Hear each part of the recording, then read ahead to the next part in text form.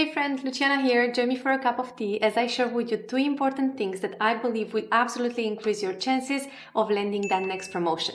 First up, I'll walk you through an easy 6-step framework. This is something you should apply every day in your role to really stand out and build the momentum you need for the next promotion. And second, I've got a list of 10 crucial lessons I've learned throughout my career. These are the key factors that often come into play when someone is being considered for a promotion or endorsed. I believe mastering this will help you a lot to secure your next career advancement. If you haven't watched yet my previous video, I'll link it somewhere here. I recommend starting with that for a basic understanding of how promotions work in medium and large companies. But before we go forward, I want to clarify two things. This video is not for people comfortable in their seats, rather those ready and clear with themselves that climbing the ladder is what they want. And second, my experience doesn't include director level positions or higher, talking in the context of large corporations. And while I believe these core ideas I'm presenting today still apply, I might not be the right person to guide you if you are at that career stage. However, if you are more experienced and watching this, I count on you to share your insights and perspective so we can all learn and grow together. Okay, now let's dive in. If I am to narrow down to 6 key things you need to implement daily in your role to increase your chances to stand out for the next promotion, those would be: first, understand the expectations of your next role's level and objectives and goals of your team, immediate organization, business unit, and the company overall. Second, solve current active issues in a way that aligns with these goals. This is your reactive contribution. Third, pay attention to your attitude and your branding. The fourth step for you is to solve issues on a larger scale and proactively this time. This is your strategic contribution in the role. The fifth step of the framework is to collect and measure your contributions for the work you've done at the point 2, but especially at the point 5, in a dollar value impact. Pivot if necessary to maximize the impact. Fail fast, learn, pivot, and strive for the big impact should be your mantra. Now, the last step number 6, is to repeat all the steps between 1 to 5 on a constant basis. Now, I trust this won't surprise you, but all jobs have less glamorous tasks too. And oftentimes, others avoid to take them on. But even more frequently, they are business critical and they need a fast, efficient contribution. Those are your active issues from step 2. However, your main energy should be spent on things that move the needle the most in a proactive and scalable fashion, aka the dollar value you produce or save is as high as possible. And those are your issues at step 4 of the framework. However, balance is key between issues from step 2 and 4. Now, step 3 is all about your personal branding at work. This involves aspects like self-awareness, emotional intelligence, how easy it is to work with you, as well as other elements such as visibility at work and ownership. We'll touch a bit more on this in the next few minutes. Also, in my opinion, step 5 is often overlooked and undervalued. We'll dive into that a bit too. And now that we've outlined the framework, our engine, I'll share the 10 key elements I believe are essential you introduce to keep the system running. Based on my experience, these 10 elements are the fuel of our engine here that will help you climb the ladder and successfully navigate through the 6-step framework. Now, the first thing I want to share with you as part of this list is share your aspirations. Look, any good manager should have regular face-to-face or one-to-ones with you to understand your needs, what motivates you, and your career goals. However, remember, no one can read your mind. So don't hesitate to start the conversation and share your aspirations. Let them know you are aiming for the next promotion. Tell them about your aspirations. Don't hide or suppress your ambitions.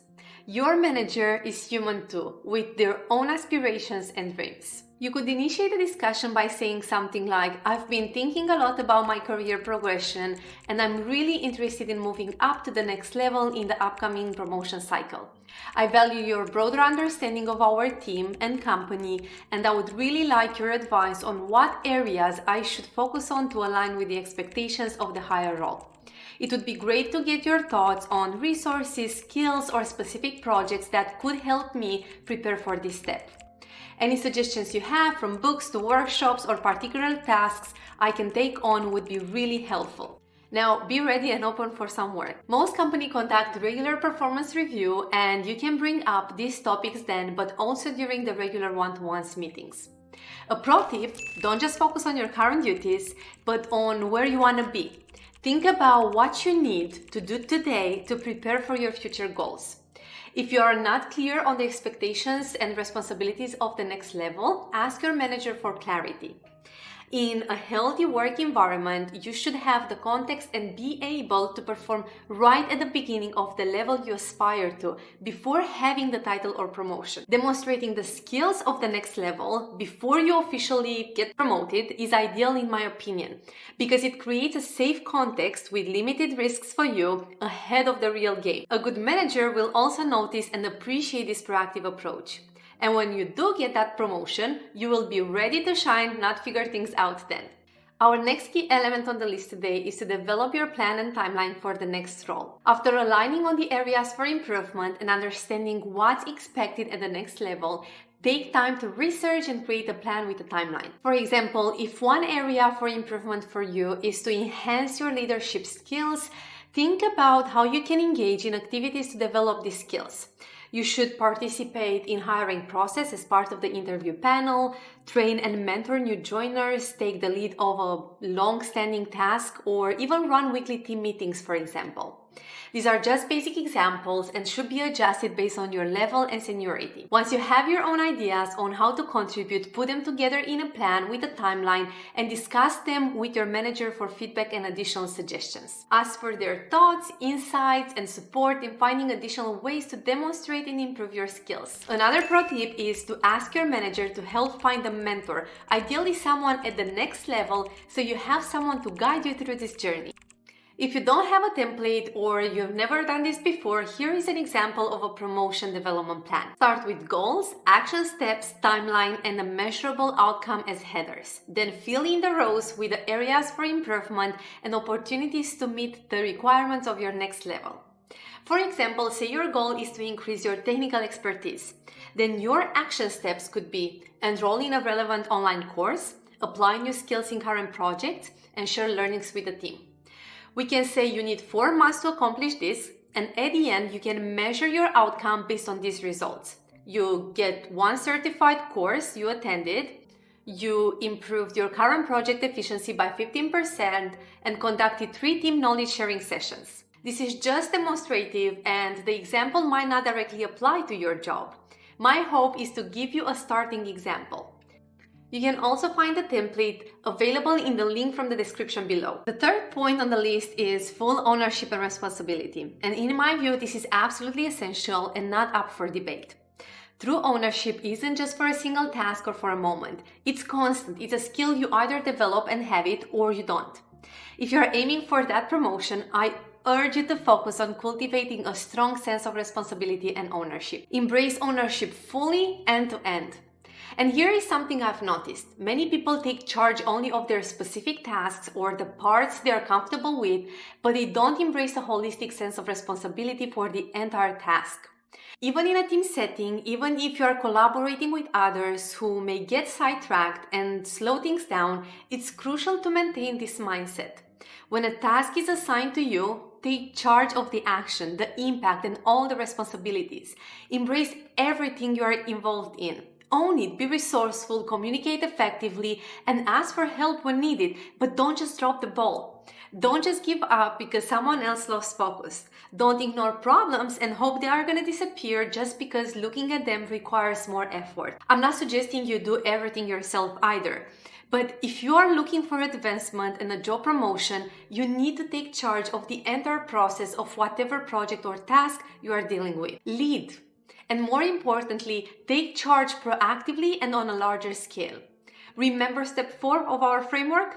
Be resourceful before problems become critical. Delegate where you need to. Be proactive, step back to see the bigger picture and find solutions to keep things moving. Key number 4 is to don't aspire to get ahead by stepping over others. Absolutely no.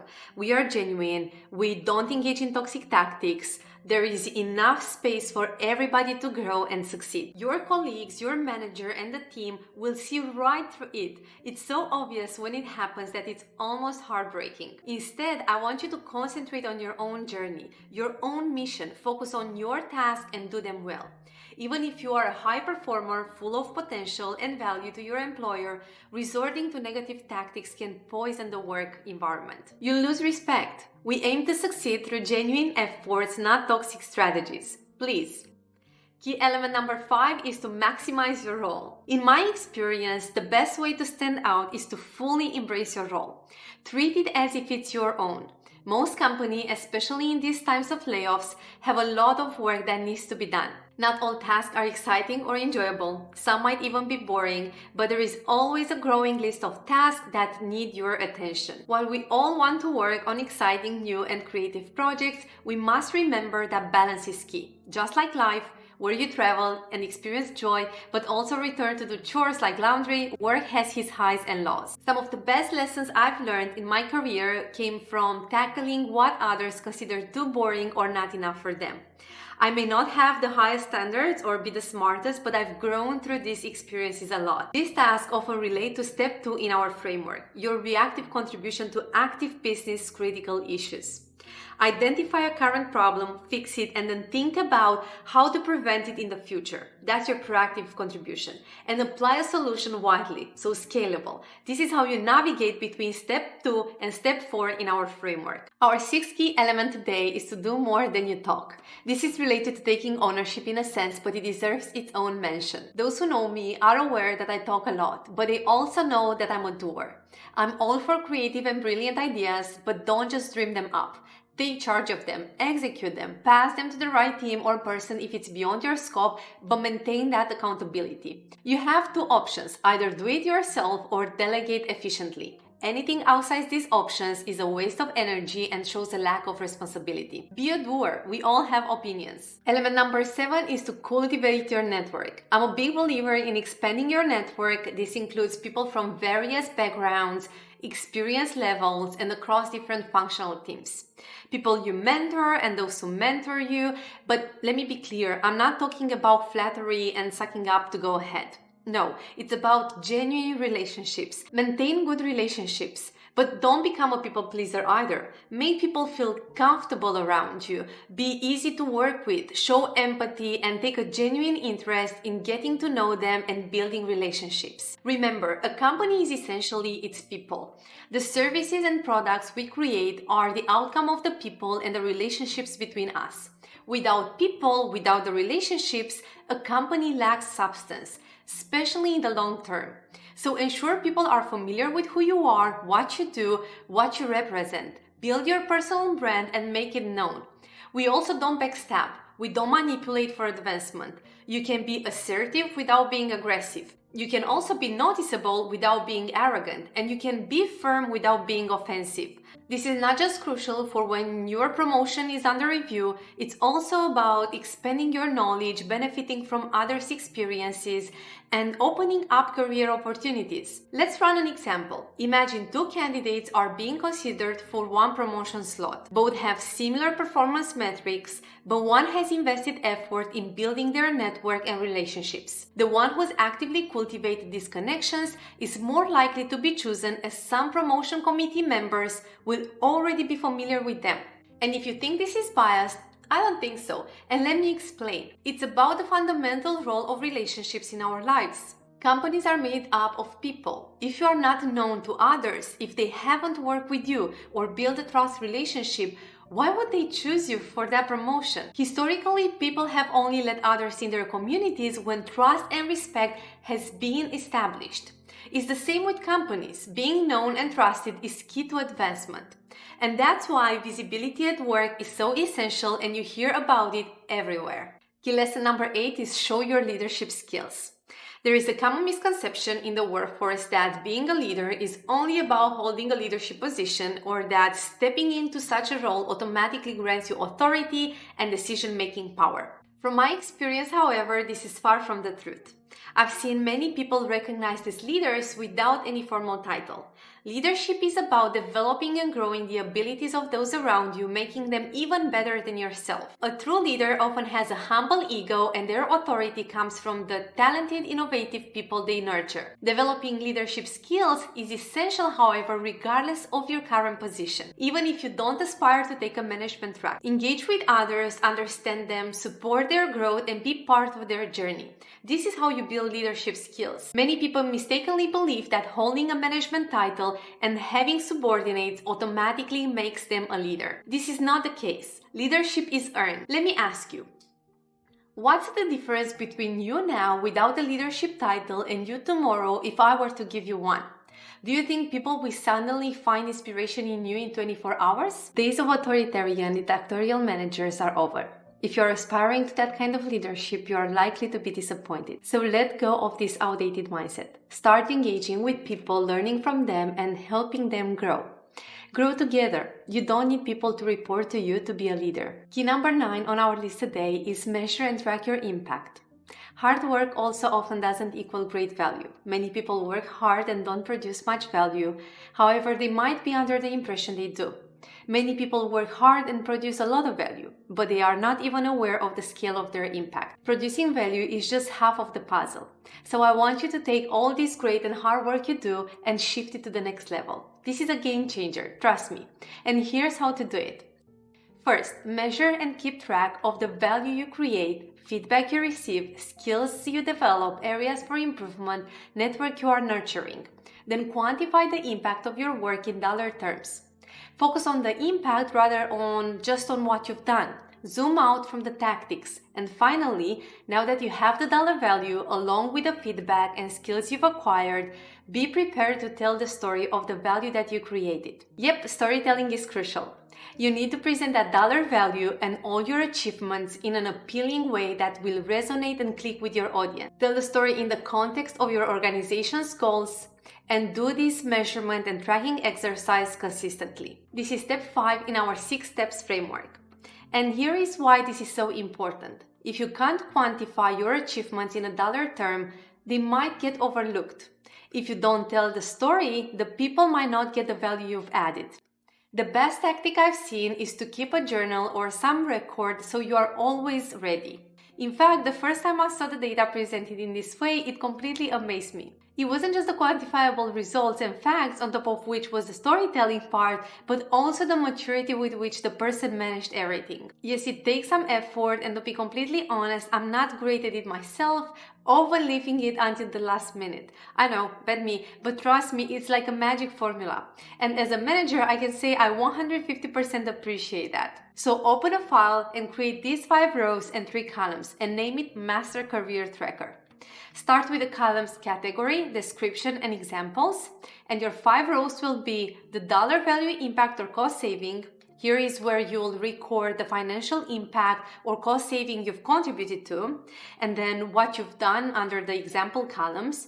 For the sake of example, we can say secured 3 new clients resulting in 1,000K new revenue, or implemented an automated order process saving $500K per month. The second row is positive feedback and endorsements. Keep track of any positive feedback you receive. Emails or messages praising your work, even the classic screenshots with "good job." Then for the third column, you'll add areas for development. Document areas for personal growth based on the feedback you received, constructive criticism received from those around you, and even personal observations on areas needing improvement. Our fourth column will be skills, training, and competencies. List new skills, training, or competencies you've acquired. Examples could be the difficult conversation you handled, the fact that you learned a new software or a new tool, that new expert certification to the online course you did. Everything you've learned that had direct impact on your job pretty much goes in this column. And finally, the fifth row will be collaborations and intangible value. Here is where I want you to note down collaborations and contributions that are hard to quantify. For example, participation in an event speaking, mentorship roles, the fact that you contributed at planning team events or cross-department projects. Now, with these 5 categories in your tracker, you'll be able to tell your value story. And if you happen to have standardized quarterly or yearly performance review, that will just become a lift and shift exercise. I've left the table in the link from the description below so you can grab it and use it. A pro tip: for a company, your worth isn't defined by the task you do, aka what you do, but by the dollar value you bring at the table. The what should and can be done by anyone, which is why everyone is replaceable. But the same what can add more or less value. Your goal shouldn't be to be the person who does task A, B, or C, but the person who adds the most dollar value when doing A, B, or C. And finally, our last key lesson, the 10th on the list, is don't wait, initiate. I led this tip as the last one on purpose because taking action is the most crucial step. All the tips I've mentioned won't matter if you don't take initiative. Remember, no one owes us anything. It's up to us to create and seize opportunities. Don't just wait for your supervisor, manager, or team leader to guide your next steps. The key difference between those who progress and those who stagnate is initiative. Managers and leaders should provide opportunities for you to develop and demonstrate your skills, but they'll usually just set the stage for you.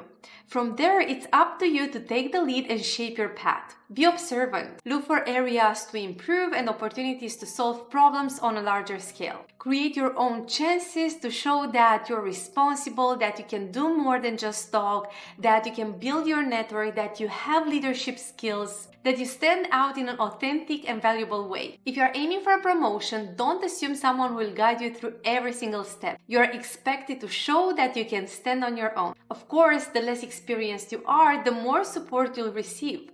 But taking the initiative, pursuing your goals, and trying to fly should be entirely in your hands. And there you have it. The 6-step framework of high performers and 10 key elements to fuel your journey towards your next promotion. I hope you find these tips helpful and you can apply them in your professional life. And please don't forget to share in the comments which of these elements resonated with you the most and any plans you have for your next career move. That's all for today. Thank you for joining me. And remember, every step you take brings you closer to your goals. So stay motivated, take action, and keep pushing forward. See you next time. Bye!